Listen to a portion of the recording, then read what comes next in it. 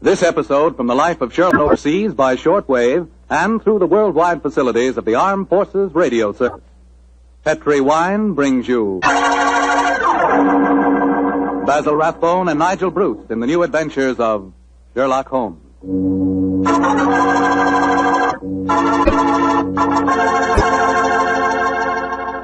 The Petri family, the family that took time to bring you good wine, invite you to listen to Dr. Watson tell about another exciting adventure he shared with his old friend, that master detective Sherlock Holmes.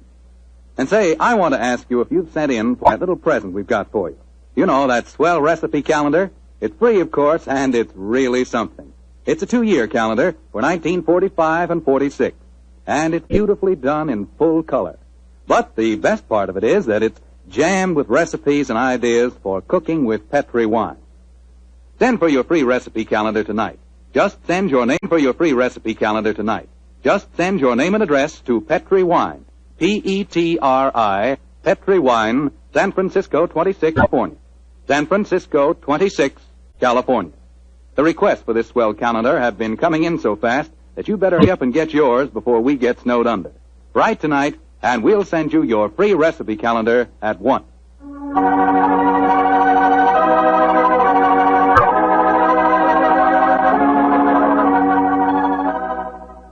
And now for our weekly visit with the good Dr. Watson. Let's see if he's waiting for us. Come in. Come in. Good evening, Mr. Holmes. Oh, good evening, Doctor. Playing the phonograph, I see. Yes, my boy, and that particular melody has very potent memories for me. Here, I'll turn the thing on. You haven't come here to listen to a Mozart sonata. You want a story, don't you, young fellow, my lad? That's right, Doctor. Well, let's sit down. All right. That's better. Now I'll tell you what. Oh, thank you, Doctor. Began in Vienna in 1889, many, many years before the insane house painter named Schicklgruber had converted that gay city into a place of fear and oppression. And what were you and Sherlock Holmes doing there, Doctor? Just taking a trip? Mr. Foreman, in those early days of our association, we didn't have the time or the money for just taking trips. No. We were in Vienna because Holmes had been engaged in some highly important investigation. We were staying in a charming little pension inhabited by students and musicians. And on the night the story began, we'd finished dinner and had returned to our room. I was busy making some notes on the investigation we'd just concluded, and Holmes was scraping away at his beloved violin.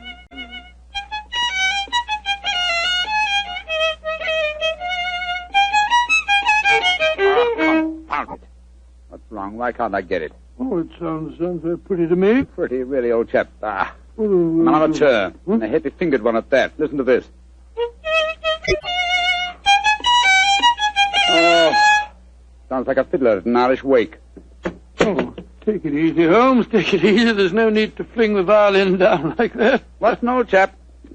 Why, with all your other excellent qualities, are you not a pianist? What's a piano got to do with it? In this case, everything. There's a piano in this room, and if you could play it, the Mozart sonata I'm struggling with might have some meaning.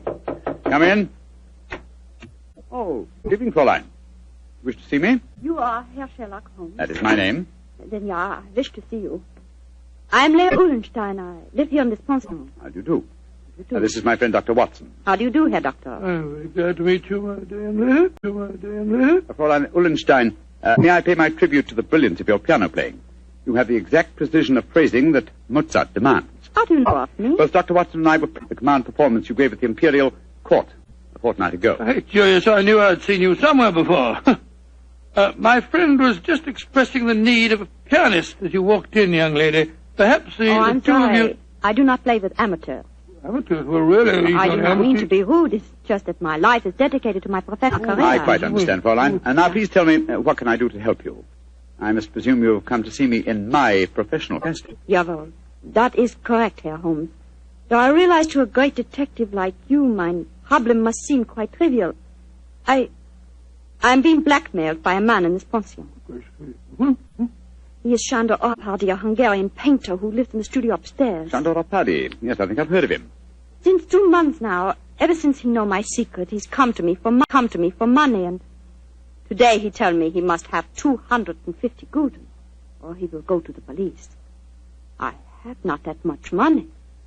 Herr Holmes, please to tell me what I shall do. Just what hold does he have over you? My brother, Karl, he got into some trouble here, and the police were looking for him, but he ran away to München. As you say, Munich, and Sander Arpad knew of this. He was a friend of mine, so I thought. When this trouble came on my brother, I turned to Shandor for help. The smuggled out of the country, and he turned on me for blackmail. He's a bad man. I wish he was dead. Most blackmailers are cowards at heart. I think Dr. Watson and I will call on the gentleman. By the way, does he have any written evidence of your brother's crime? Yeah, he has his address in Munich. I show Shandor a letter from him when he first go there, and keep the letter, will not give it back to me. And if he gave the police your brother's address, they'd arrest him, eh? They would, of course. Herr Holmes, will you please to tell me what I should do? I cannot go on this way. My music now, is... Now, Fräulein, suffering. calm yourself. I shall be most happy to help you, and if you will lead the way, we'll see how persuasive we can be with Shandor Arpadi.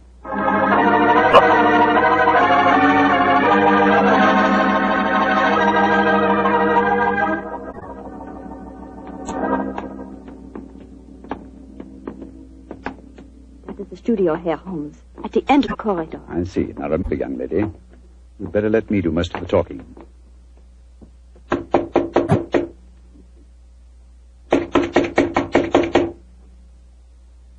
He must be out. That is possible. Locked. I think, bearing in mind our party's profession, we'll take the liberty of opening his door.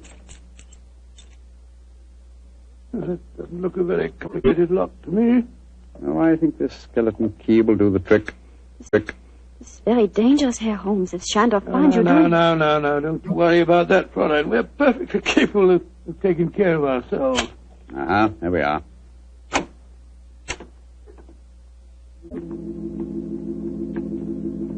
Close the door behind you, will you, Watson? Can't see a thing. I'll strike a match.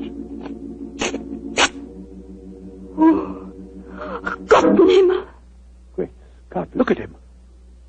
Slumped over his desk. Light the gas, will you, Watson? Right you are, Holmes. There. Judging from his appearance, Fräulein Ullenstein, I think Sandor Arpadi had other enemies besides yourself. Less scrupulous enemies. He's been strangled. Look at the finger marks on his throat. Is he... Yes. His body is still warm, though. I'm afraid he's dead. I am glad. He was a bad man. Deserved to die. Watson, do you notice that the fingers of the killer have broken the skin and drawn blood? Oh, yes, so they have. Should we not communicate with the police? Before we do that, Fräulein, we must see if we can find your brother's letter. Help me move the body, will you, Watson? Lying across an open dispatch box that might contain the document in question. Right, Joe. Come on, Buffalo. That's... The painter, the late Mr. Arpadi, was an unusually methodical man. Everything filed here in alphabetical order. Here we are. You, Fräulein Leah Ullenstein.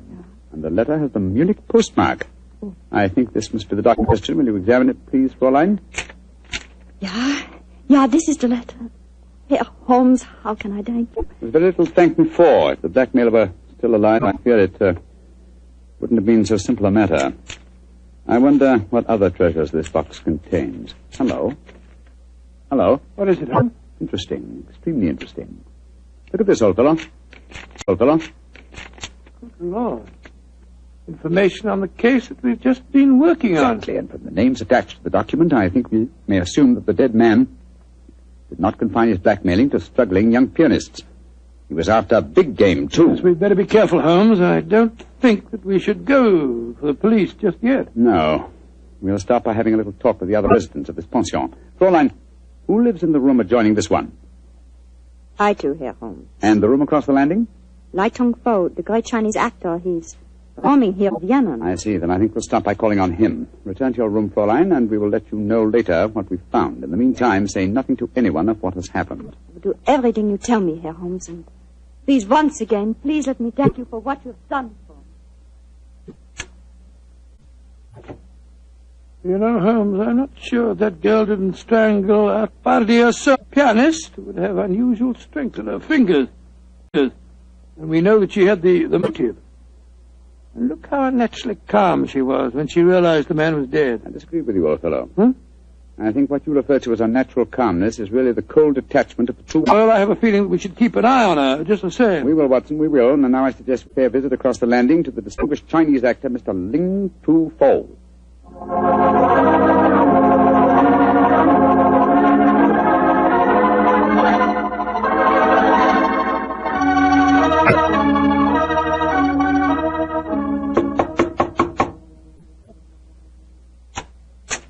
Yes, please. You wish to see me? If you could spare us a moment, sir. But of course, gentlemen. Please to come in. My name is Sherlock Holmes. This is my colleague, Dr. Watson. How do you do, sir? How do you do? I am great glad to meet you. You are not here to see me in your professional capacity, I hope, Mr. Holmes? Oh, no, not exactly. I just wanted to ask you a few questions. Please, to ask me anything. Do you know Shandora Paddy, the painter who lives across the hall? I know him by sight.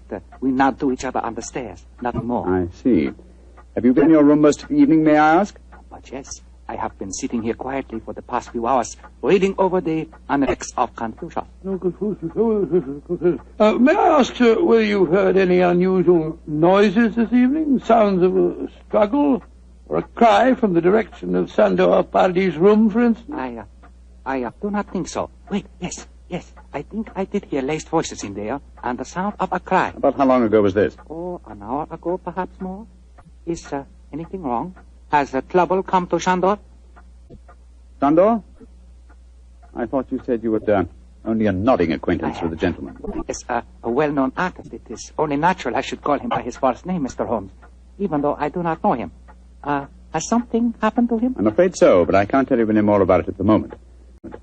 Thank you for your cooperation. We shall see you again, no doubt. Good evening, sir. Good evening, gentlemen. Good evening. That fellow wasn't telling us the truth, you know, Holmes. He seemed shifty to me. Well, where are we going now? Downstairs to the porter's desk. There's only one entrance to this house, you'll remember. The porter may be able to tell us of any unusual comings and goings in the last hour or two. Come on, old chap, don't dawdle. There's a great deal of work ahead of us.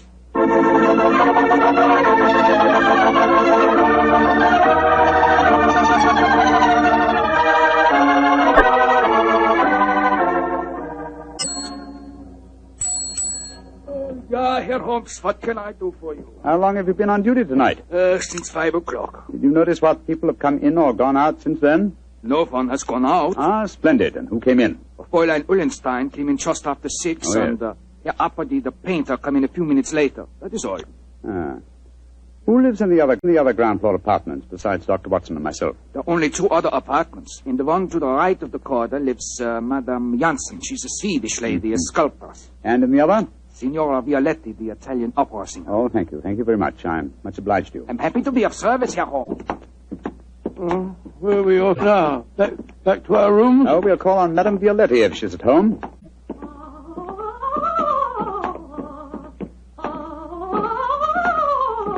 It sounds as if she's very much at home.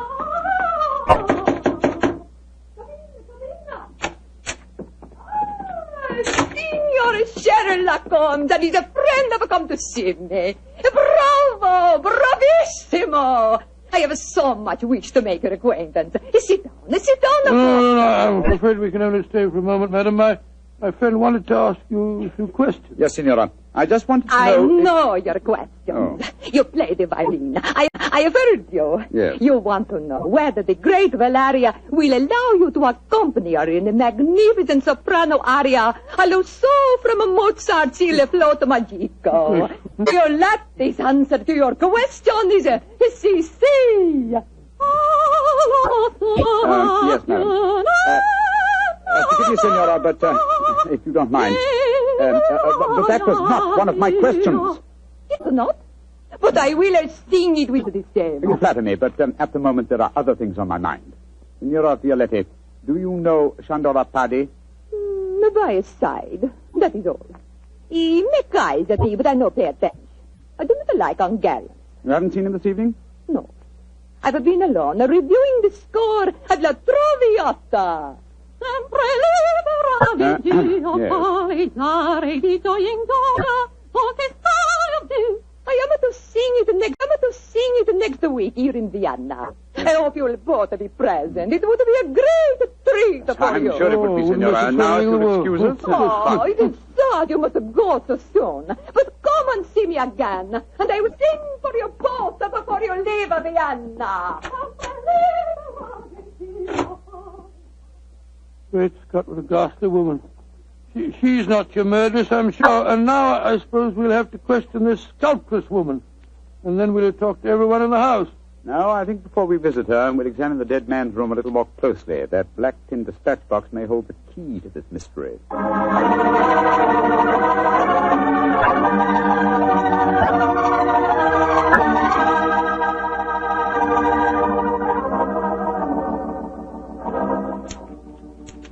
Idiot. Numbskull. Why didn't I go through these papers thoroughly at first? Yes, they certainly tell an interesting story. A party had obviously been blackmailing Madame Janssen, the sculptor. Yes, and also our friend, the Chinese actor, Lai Tung-fo. Then Lai Tung-fo was lying when he said that he didn't know our party. Obviously. By George, 3 of the 4 people living in this house in his power. Hello. What's the matter? What have you found? Footprints in the cigar ash on the carpet. Prints of a small foot. Leading us to this closet. Somebody must have been hiding in there. Very possibly. Uh-huh. Take a look at these, Watson. Strands of hair. Long black hair. Where were they? On a hook in the cupboard. Someone bracing themselves back so as to be out of sight could easily leave such evidence. I've got it, Holmes. I've got it. The long black hair, the long nails that caused the peculiar marks upon his throat, and the small footprint. It was a woman. But which one? Fräulein Ullenstein and Signora Violette both have hair, remember? And it must be that sculptress woman. Not necessarily. Who else, not a woman, might have sweet long nails and long black hair? By Jove, the Chinese actress. Chinese actress. Come on.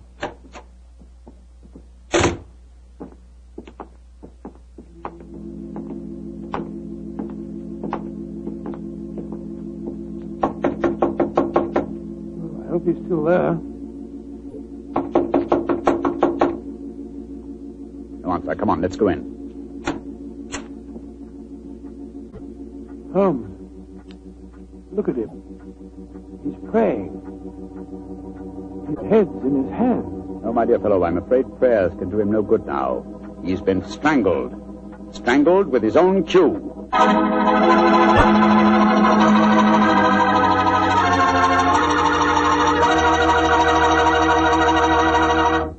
Dr. Watson's story will continue in just a second. So I'm going to take that second for a fast question. I know you've probably tasted port wine, but have you ever tasted Petri California port? Have you? You haven't tried Petri port? Well, you can just tell yourself right now you don't know how good a port can be.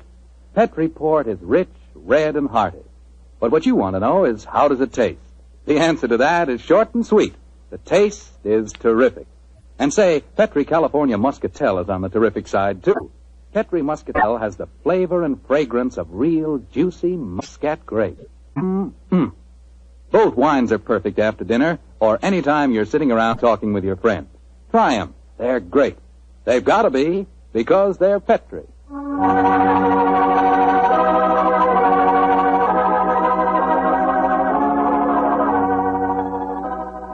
And now back to tonight's new Sherlock Holmes adventure.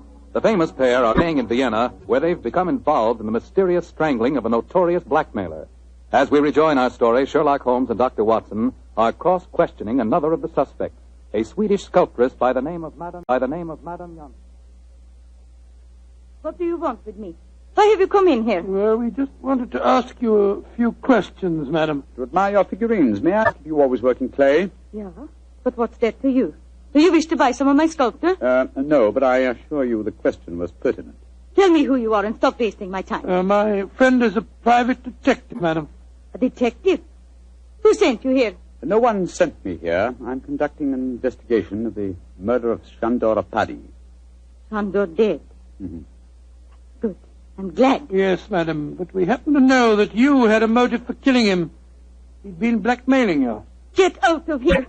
What right have you to come here and question me? No. Look here, madam. If you know what's good for you, you will answer our question. And if you know what's good for you, you'll get out of here, both of you. Come along, Watson. But, Holmes, you can't possibly... Forgive me, madam, for our intrusion. We meant no rudeness. You have been rude. Intolerably rude. Go away. Whatever made you back down like Holmes? Obviously, she's the killer. Rubbish. But her hair... was jet black. Yes, but it was short hair. And didn't use the size of her feet anyway. She works in clay. If it had been marble, I might have suspected her. Upon my soul, Holmes, I wish you'd tell me what you're driving at. I've the answer to these killings now, Watson. But I'll have to prove it. I'm afraid I must work without you, old chap. Do you mind waiting for me in our room? No. Wait a minute. That may be dangerous. Wait for me in Signora Violetti's room, if you don't mind. I'll join you there as soon as my work is done.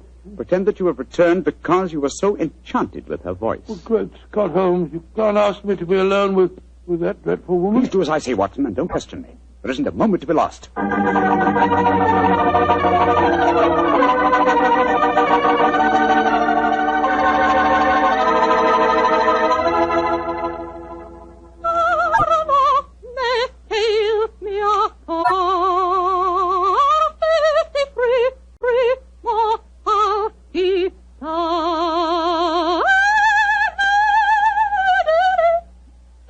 You know that aria, my dear doctor. No, madam, I'm afraid I don't. You've not heard about great Giuseppe Verdi? Oh, yes, I heard of him, of course, but I can't identify his work. That was from a Rigoletto, you silly man. Rigoletto? Come, tell me your favorite composer. I will sing a song just for you. I will turn the gas light down. No, don't do that. Turn the gas light down. That will be so much more romantic. Oh, Now, who is your favorite composer? Oh, I don't know that I have any favorite. What's his name? Wagner's very fine, you know. Wagner is a heavy like most German composers. But the Violatti can master him. Oh, Lord, here she goes again.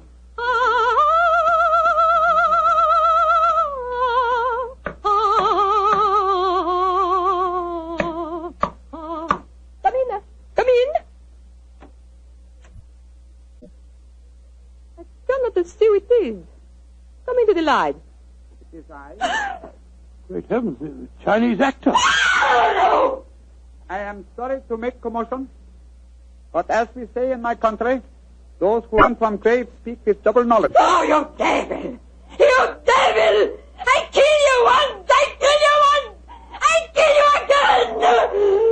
Thank you for the confession, Senora Violetti. You can testify to it, Watson. Holmes! No, you don't, Senora. Your nails are too sharp for my liking. I'll kill you two, both of you! I'll kill you! Watson, catch her. She's fainted, Holmes. Fainted, eh? What an undramatic exit for a most dramatic lady.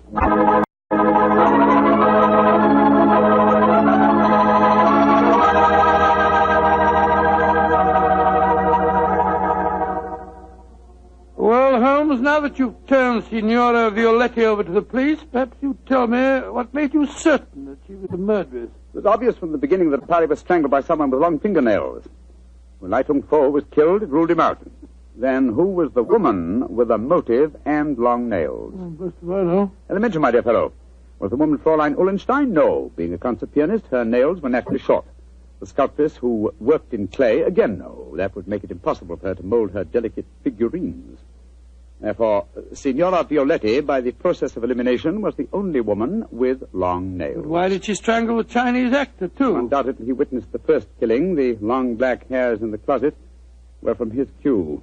I presume that later he threatened Signora Violetti, and so he himself was strangled. I still don't understand why she strangled our party in the first place. Watson, I think you'll find that he's been blackmailing her, too. Remember, he had documents incriminating everyone in the house except her.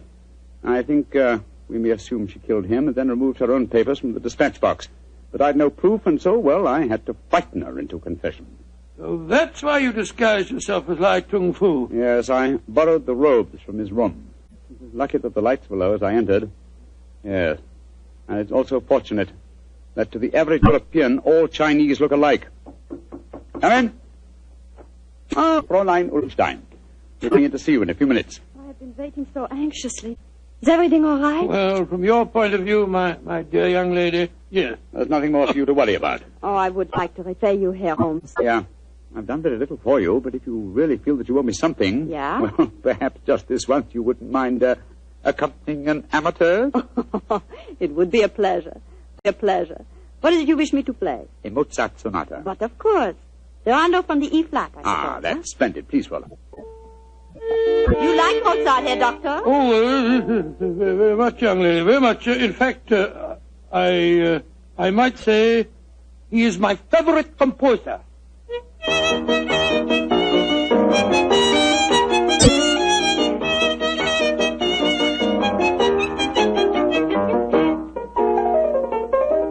Charming. Perfectly charming. I only wish that all our adventures could end so melodiously.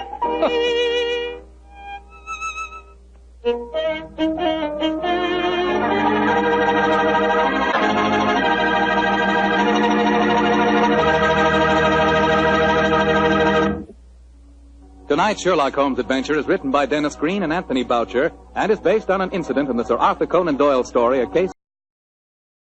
Mr. Rathbone appears for the courtesy of Metro-Goldwyn-Mayer and Mr. Bruce for the courtesy of Universal Pictures, where they are now starring in the Sherlock Holmes series. This is Bill Foreman saying goodnight for the Petrie family. This is the Mutual Broadcasting System.